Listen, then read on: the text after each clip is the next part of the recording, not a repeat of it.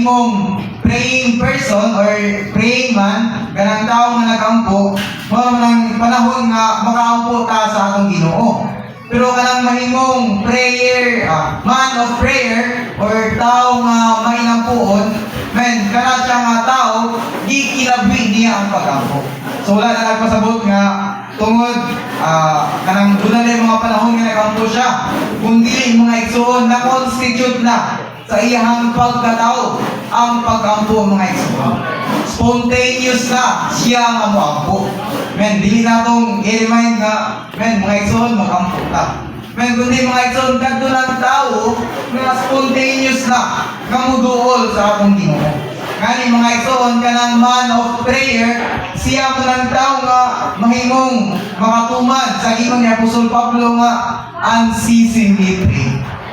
Siya tong tao nga makatuman, makapadayon, makalahutay sa pag-ampo.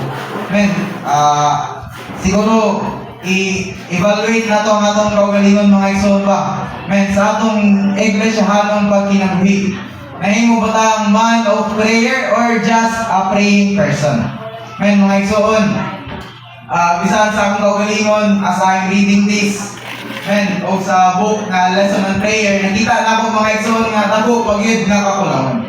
Unta mga igsoon, mapalgan nato ang sikreto sa pag-ampo mga igsoon. Unsaon nga mag-ampo, unsaon nga makaampo ta nganha sa atong Ginoo. Unsaon nga mahimutang tao nga nag-ampo sa walay pagpuno.